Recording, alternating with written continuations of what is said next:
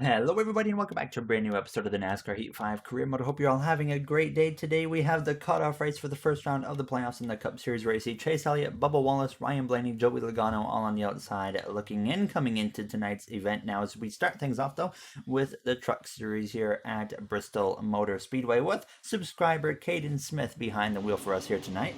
We've had a strong start to the playoffs in pretty much all three series here, Trucks, Xfinity, as well as a Cup Series. So it's been a good run so far, and hopefully we can continue that, as we always have a good opportunity to run well here in all three series when it comes to Bristol Motor Speedway. And hopefully tonight we can get our 6th Cup Series win on the season at Bristol. But first we have this Truck Series race up first, where Caden Smith started there in P3 here as he went down into turns 1 and 2, and very quickly moved up through into that second position behind Matt Crafton. And I mean, not a whole lot really happened in this race. Once Caden was able to get up to P2, he would put the pressure on Matt Crafton here within the closing laps of this race. Now, as Crafton went up to the top to try and kind of block Caden, so he drops down to the inside. Now they would be side by side down the front straightaways. He just sends it into turns 1, pulls the slide job off, clears him, and moves to the lead, and really just would never look back from this point on. Now, as we came through to the final lap here, down into turns 3 and 4 for the final time, Caden Smith is going to come through to get our Truck Series team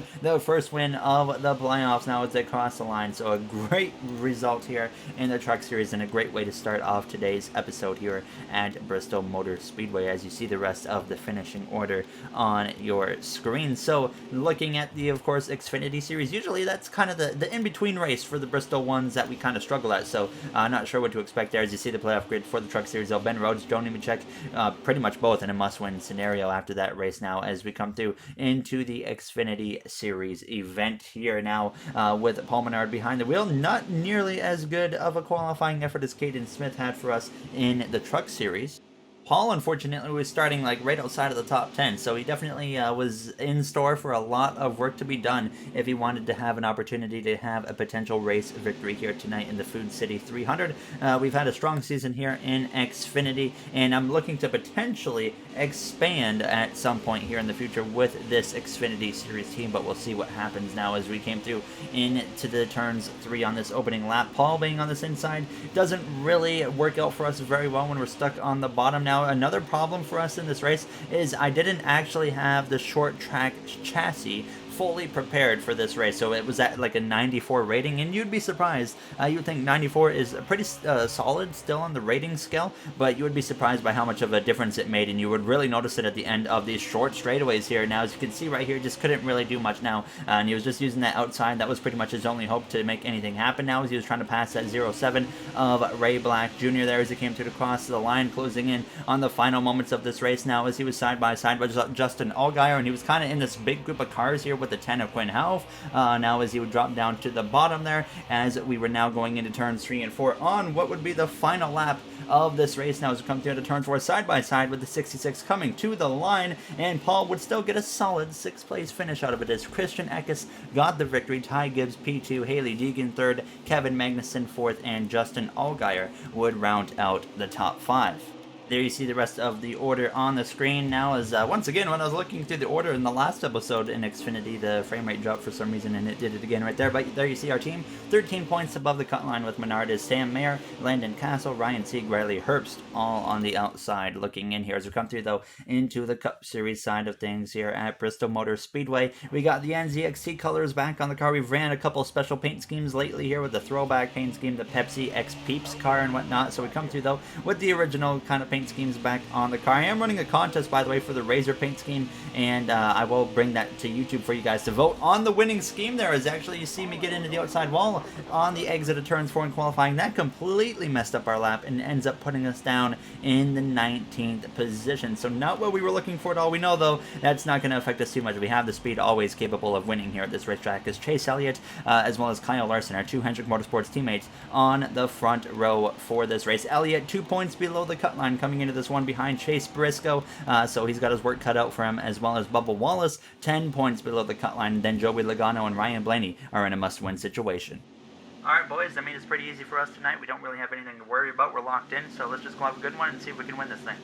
There you hear myself on the radio here as we're getting ready to take the green flag at Bristol Motor Speedway. You already see, though, in the stories of the race, Ross Chastain, he failed optical scanning station multiple times, so he'll be starting from the back of the field, as well as Eric Almirola in the 43 car. He gave up his qualifying position for a new set of tires now as we get ready to go green here. Now on this inside line behind the number 18 of Kyle Busch. Now, as there you see Chase Briscoe, who comes into this final race of the first round of the playoffs, 2 points above the cut line against the driver on pole of Chase Elliott as the green flag is out and we are underway here in Bristol. So it's going to be very interesting to watch how this plays out here throughout this race, because William Byron, he's only about 10 points above the cut line in that 88 car. So if William Byron ends up having a really rough day, you can see both Briscoe and Elliott advance into the next round, and even potentially Bubba Wallace if he has a really good race. And right now, Bubba Wallace up inside the top 10 there as Alex Bowman gets down in front of myself. Now, Bowman in a pretty good position here, so we really don't have to do too many favors for him, but like I mentioned, I think last episode, we definitely want to still do our teammates some favors if we can to get all of our Hendrick Motorsports team into the next round and as far as we can into the playoffs. Just imagine if we had a full Final Four of Hendrick Motorsports cars at Phoenix Raceway. That would be very great for the team and guarantee us a championship at HMS this season. Now, as you see me, though, kind of struggling here on the opening laps of this race. We are now on lap 6, still P19 after some contact with Ryan Preece. I sent it into turn 3, actually nearly driving to the back of him, but that was just me trying to get to the outside here. So there was some contact, though, with Preece. You saw him nearly going to the outside wall, but I decided to now make it 3 wide with Chase Briscoe on lap 8 out of turn 2. I was getting a little bit fed up of just being behind him, and I also thought about the situation with our teammate of Chase Elliott, so I was trying to kind of push that 14 backwards a little bit now, but we were making up some ground here on the outside, but then we ran down our rival of Joey Logano, so I knew I really had to make this pass quickly. This was the track I was worried about dealing with our rival of Logano with the suspension situation, but fortunately we clear Logano with no issues at all, and it looks like his chances of making it to the next round of the playoffs are quickly fading here as we come through out of turns 2 down this back straightaway into turn 3 side by side with his teammate of Brad Keselowski. Keselowski, at the end of this episode, could be the only driver advancing from Penske into the next round of the playoffs, as you saw a mistake from myself out of turns 4. I hit the outside wall after getting loose, so we do a little bit of damage to the right side of the car, but we really didn't have much of an effect from that damage now as we were continuing on our ways now on lap 12, passing the 20 of Christopher Bell now as we would get to the back of Keselowski, quickly moving our way towards that top 10 as the 19 of Harrison Burton found himself out front leading the way now as we would easily pass the 2 of Keselowski. We run down the number 41 of Cole Custer with 17 laps remaining here in stage 1, and well, we move ourselves now into that 10th position and try to run down the number 23 of Bubba Wallace, and sure enough, with 15 laps to go, we get to the outside of him here as we come through out of turns 2, and we're gonna once again easily complete a pass here for the 9th position. So definitely showing the pace we got in this car, because we're clicking off position after position now as we look to the outside of Ryan Blaney, who was the final driver to make it into the playoffs and looks like he's going to be the first one out of the playoffs here at the end of this episode now as we would pass and move up towards our teammate of Chase Elliott now running P7 alongside the 8 car of Tyler Reddick, who's having a strong run. As you guys know, Tyler Reddick going to Chip Ganassi Racing next season right behind us. So Ryan Blaney goes crashing into the corner, and that's going to take him out of the race. He hits the 41 of Cole Custer. Caution comes out, and that's going to end any chance Ryan Blaney had tonight to advance into the next round of the playoffs. His championship hopes have officially come to an end here. Everybody stayed out at the end of that caution, so we would get ready to go green from P7. Alongside Chase Elliott is on the front row. It's Harrison Burton, as well as Denny Hamlin, Kyle Larson, and Eric Jones up there in the mix as we are once again back underway here in Bristol. Eric Jones just won very recently here in the last episode of the career mode, and here he is again having another strong run. There's Kyle Busch, gets sideways there as we come through out of turn 2. I got into the back of him in the middle of the corner, and that just sent his car sideways on the exit of the corner. Now as we're up the inside of our teammate of Chase Elliott, I decided, you know what, I'm actually going to do Chase a favor right here, and if I can, let him into that bottom lane, because I know how important every single point is going to be for Elliott. So right here, I just backed out of it. I said, you know what, you can have the spot, and I'm just really going to defend for Chase here for the rest of this first stage. I was way faster than him. We could easily move our way towards the top 5, maybe even top 3, but instead I just tried to protect that 9 car to get him as many points as we could, and we both got our way to the inside of the 8 of Reddick and passed him, and now Chase was looking up the inside of the McLaren of Eric Jones into turn 3, approaching the final lap of stage 1 as Kyle Larson is out in front here as we come through out of turn 4. So Elliott now up into P5 as we're going to follow through into P6 here and passing that 0-2 McLaren. Behind us we got Justin Haley, who's up in the mix having a strong run, as well as Kyle Larson leads the way into 3 and 4 for the final time now as I decide to just kind of move to the outside here of Elliott, but still make sure we do not beat him to the line, and Elliott holds on to P5 and gets 6 points out of the first stage compared to Chase Briscoe, who didn't even get the top 10. So now as it stands, Chase Elliott is actually in the playoffs and Chase Briscoe is just outside the playoffs now. So it's all going to come down to what happens really with William Byron at this point in that 88 car, who currently runs P29. I definitely had more speed there, boys, to pass the 9 with no problem and probably get to the top 3, but I wanted to make sure we got every point we could for him, and now we'll probably go work our way to the front, so let's go get it. There you hear myself on the radio as we all gain 1 spot pretty much here on the pit lane now. So Elliott moves up into P4. Denny Hamlin on the road just in front of us, as well as the green flag is out. And of course, for the start of stage 2, we'll go through into the M segment.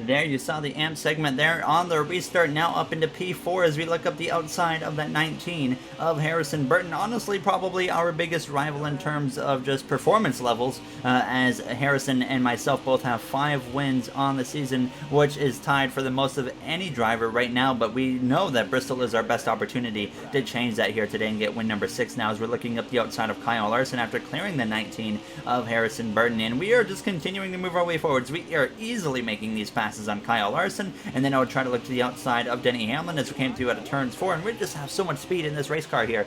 So we're side by side down into turns 1 and 2, and we really clear the 11 with no problem. He battles back up the inside for a second there out of turns 2, but just had nothing for myself here at this point. So we take over the lead here with now just under 20 laps, or just over 20 laps to go, sorry, here in stage 2. So now as we are just trying to drive away at this point and just hang on to a stage 2 victory, as we're just trying to pick up as many playoff points as we can to help us get more and more of a comfort zone built up when it gets to the very later stages of these playoffs in that round of 8 and whatnot now here, as we were starting to run down some lap traffic now on the 12th lap. But you can see I was long gone from second place of now, which had been moved over to Kyle Larson, who had gotten past that 11 of Denny Hamlin, and we were just working our way through the lap traffic, no problems at all. But there you see William Byron was in P32 having a terrible race, and as it stands right now, both now Chase Elliott as well as Chase Briscoe will advance into the next round of the playoffs, and Byron will be on the outside looking in as well. Alex Bowman having another rough run here, but it really doesn't matter for him now, as he should be easily into the next round of the playoffs now, as we were continuing to put some cars a lap down now with less than 10 laps to go in stage 2. I'd run down the 23 of Bubba Wallace now, who's dropped all the way down to P27. He had a strong stage 1. Stage 2 going terrible for that 23 now as we come through the turns 4 and actually nearly wreck myself into the inside. While they're very loose, it's very easy to completely lose a car there, so I felt extremely lucky to not lose it and wreck into the inside wall and potentially end our own race. But now, as we came through the 2 laps to go, we had once again run down the 23 of Bubba Wallace as well as the 42 of Ross Chastain. But I know the situation Bubba Wallace is in currently, so I decided, kind of like when I helped Chase Elliott in stage 1 hold on to P5, I was deciding right here that I was not going to put Bubba Wallace a lap down and decided to just kind of ride behind him here as we start the final lap of stage 2, still up the inside of Ross Chastain now as we come through out of the corner down the back straightaway for the final time in the second stage here. As you see the view behind us, hands actually the 42 goes sideways there, but the 19 of Harrison Burton, he was closing in on me for the stage win, but we let Bubba there cross the line and hold on to a lead lap finish. Now as Harrison Burton was actually closing in very quickly, and I wasn't really even aware of that now as Eric Jones gets P4 and Matt DiBenedetto rounds out the top 5. Matt DiBenedetto has been having a very strong playoff so far. He hasn't won it all this season. He won 2 races last season, none this season, but he's still nonetheless having a very strong playoff run so far. So definitely got to watch out for a driver like DiBenedetto, but it's going to prove later in the playoffs how important picking up race wins and stage wins are with those playoff points, because you can run as well as you want, but if you're lacking those playoff points, you're going to have to make up so much ground in the later stages of this playoff. Now, as we actually lose 1 spot on the pit lane to Denny Hamlin, so he overtakes us, takes over the lead for the start of this third and final stage, which is now underway here at Bristol Motor Speedway. Harrison Burton had a terrible pit stop, and he is not even like inside the top 10 at this point here, and he was probably the fastest car, so that was a huge opportunity for us to maybe even just run away with the victory now at this point as we go down into turns 3 and 4. Hamlin trying to hold on to the lead. DiBenedetto up my inside now as we come through to turns 4 heading down towards turns 1, but the battle is on between Chase Elliott as well as Chase Briscoe and William Byron, of course, now. But it looks like as things run right now, William Byron will get eliminated tonight, and both Briscoe and Elliott will advance instead, as well as it looks like Bubba Wallace is going to get eliminated here in that first playoff run for 23-11, as I'm trying to work on passing this number 11 FedEx Toyota Camry driven by Denny Hamlin, but I was struggling. He wasn't running the top, he wasn't running the bottom, he was planting his car right in that middle groove, and it was making it really hard to pass now as it came through on lap 69. Nice, but when a driver runs the bottom, I can easily pass him on the top. When they run the top, I can pass them on the bottom with a little bit more effort than it takes on the top, but finally I would get a chance to get to the outside of Denny, but he was making it so hard running that middle lane because I just couldn't enter the corner like I normally do, so that was definitely a bit of an obstacle for myself, and you don't really see the AI do that very often here now, so like I said, definitely an obstacle to say the least, and that brought Kyle Larson into the picture now as he was back into the mix going for the lead as well, but we were continuing to battle side by side with Denny Hamlin now on lap 79 of 125 out of turn 2, still even down the straightaway now as we were running down lap traffic, about to deal with these guys as we go down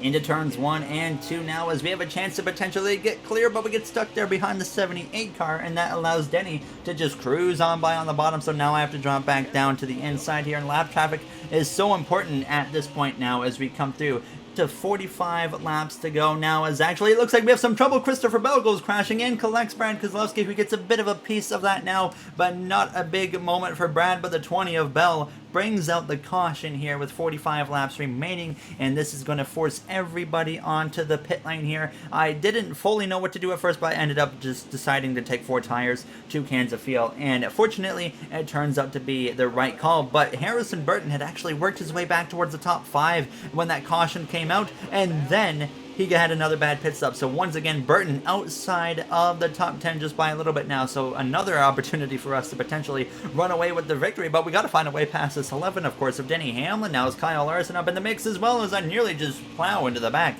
of the 11 of Hamlin. Now Larson, he's going to look up the inside of that FedEx Toyota Camry with 41 laps remaining. And Kyle Larson, our Hendrick Motorsports teammate, 2 wins on the season. Richmond earlier this season, and then most recently at Dover in that second final race of the regular season, is now out front. Now was Matt DiBenedetto in that 10 car for Stuart Haas Racing was also up into the mix there right behind us in P4. So all of a sudden, instead of really a 2-car fight, sometimes 3, it's now a 4-car fight for the lead here and potentially the win now, as DiBenedetto would get by on the inside. Hamlin was really falling off here at this point, so now I'm trying to look up the inside of him. DiBenedetto, he would get to the inside of Larson and actually take the lead away with 35 laps to go now, as I'm going to send it into turns 1 and 2. A bit of a slide job there on the 11 of Denny Hamlin, so we move back up into P3 and now try to get a move on it and run down that 5 of Kyle Larson, and we're going to look to the outside of Larson there, but couldn't quite pull anything off there through turns 1 and 2, so we would have to try again. So we we come through now out of turns 4, coming to lap 98. You can see up in the distance,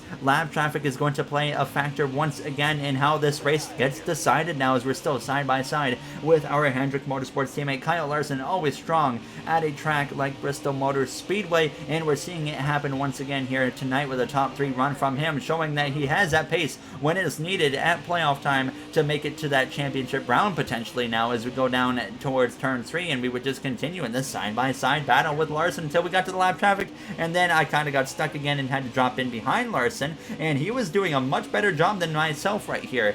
As well, he was doing a better job than Matt DiBenedetto, because right there in the turns 1, he takes the lead away from Matt DiBenedetto with less than 25 laps to go at Bristol Motor Speedway for the elimination race of the first round of the playoffs, into the back actually of the 10 of DiBenedetto, but I couldn't get to the inside of him. I ended up having to drop in behind him and follow him. But now you look at the situation coming to 20 to go, Larson about 1.6 seconds ahead of both myself and that 10 car, so that was a bit of an issue to say the least here, because we're running out of time really quickly with 17 to go as we put our teammate of Alex Bowman a lap down there in that Ally Financial Chevrolet.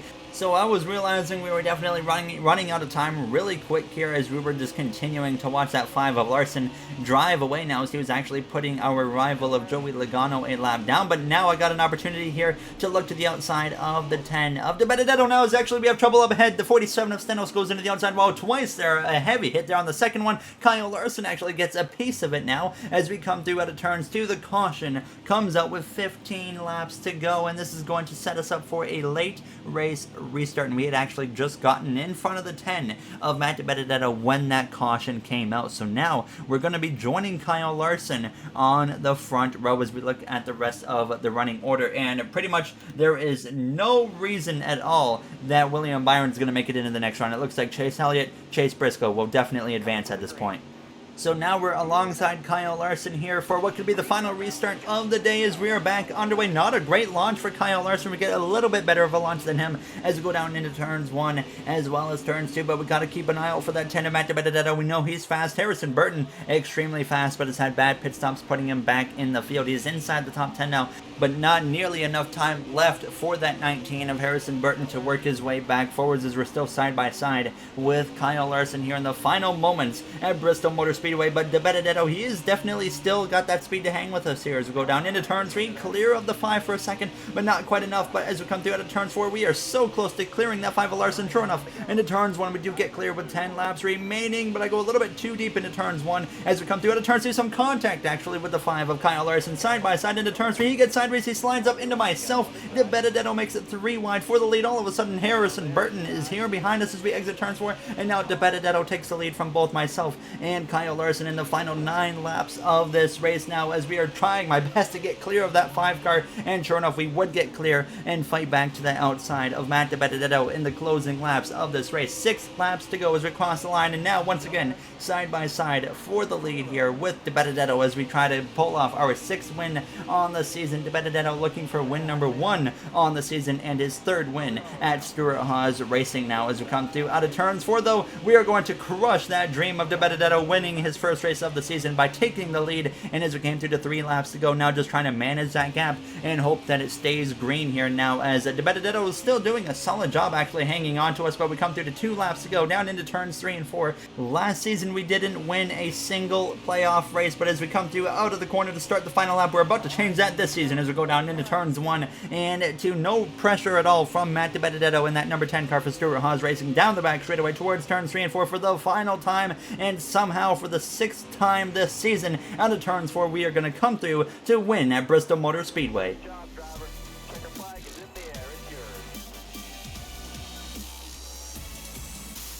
A great effort from us here tonight. If we definitely didn't get off to the greatest start, hitting the wall out of turns 4 and qualifying, setting us back down into P19 for the initial start of this race, and we just spent the whole race working our way towards the front, and once we got there we were a threat for the rest of the event. And of course it turns out with us winning here for the 6th time this season. Every time we come to Bristol, like I mentioned, we know we're going to be a threat, so definitely expected to have an opportunity to win tonight, and we were able to pull it off. And one thing I would this is a great example, is one thing I would kind of like to see hopefully in the next NASCAR game is maybe like some type of dynamic track system, and the track surface is kind of different when you come back to it every time, because you know every time we come to Bristol in this game and past NASCAR games, we know we're going to be a threat because we know what it's going to be like, and we don't have to really change anything. But in future NASCAR games, I hope and I really do think that we could see a system like that where the track changes and we have to adapt to it, and it makes it harder to just come back to the track with the same setup and win at it now.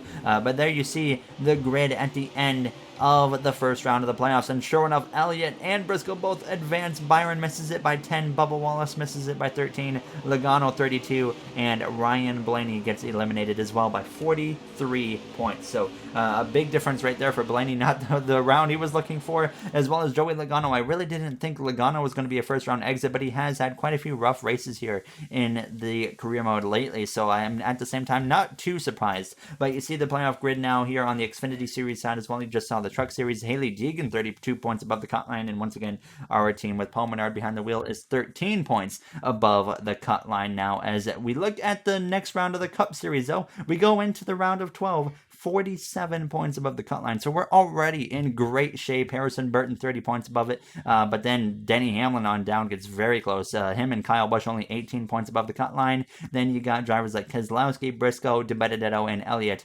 all on the outside looking in. So as always, if you guys enjoyed this episode, you do know what to do. I'd like to thank you all for taking the time out of your day to watch this episode, as I really do appreciate it. You still see we are still rivals with Logano, but we got to be getting close now to being away from being a rival now. I would, of course, like to say a quick thank you to the Going Racing members of MJ, Joseph 9001, RJ Timothy A, Bubba Jr., King Matt XL, Brett Durwood, Dark Gengar Gaming, as well as AJ Vasura. As I always mention, you guys help me a lot, and I really do appreciate it. So I'll see you guys, though, in the next one for the start of the round of 12 in the playoffs. Have a great day, everybody.